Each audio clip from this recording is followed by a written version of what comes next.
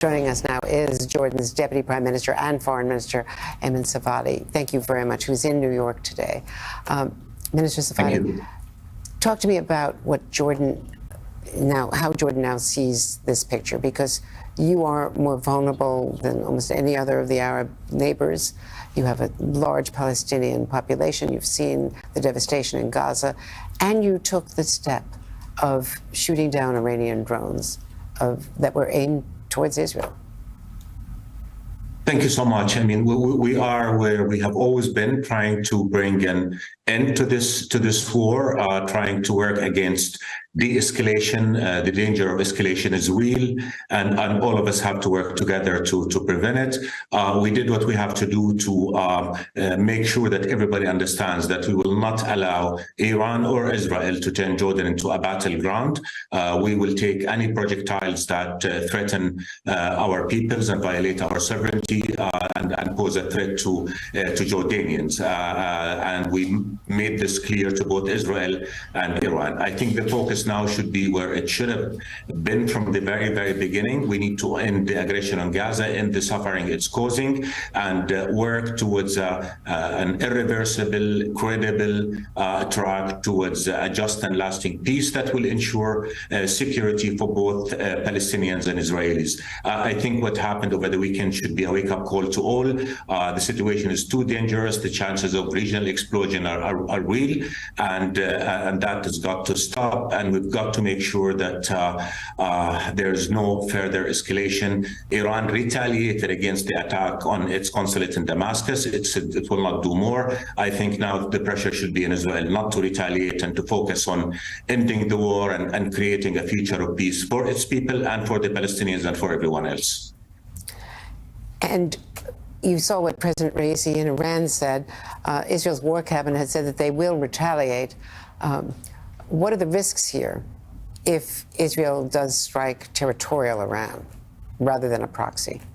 The risks are enormous. That could drag the whole region into war, which would be devastating to us in the region, and will have very, very serious implications for the rest of the world, including the U.S. So I think the message that should be driven to all is that escalation will help no one. The only way that we can prevent this from escalating is to, again, stop the war and get back to a real plan to implement the two-state solution that will guarantee peace and security for both Palestinians and Israelis. I have to be very unequivocal here, if I may, Andrea.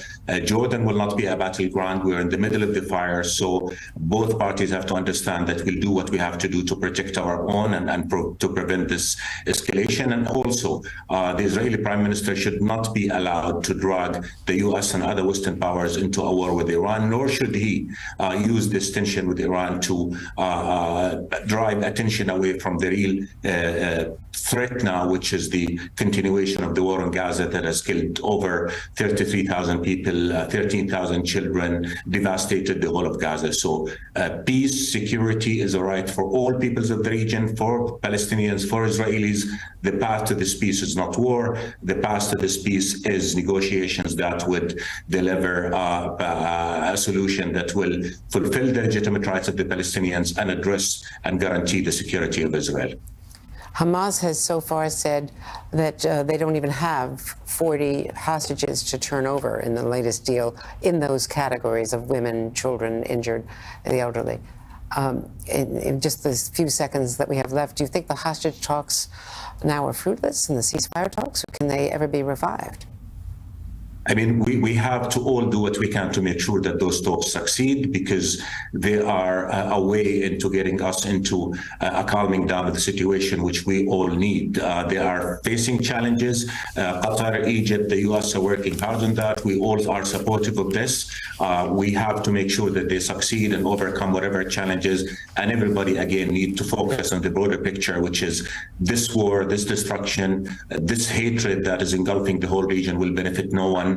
The interest of Palestinians, Israelis, is to get over this and start immediately on working effectively and irreversibly on a solution that will guarantee peace for all and will make sure that neither the Palestinians nor the Israelis will have to suffer the horrors since October 7th. Thank you very much, Minister Safadi.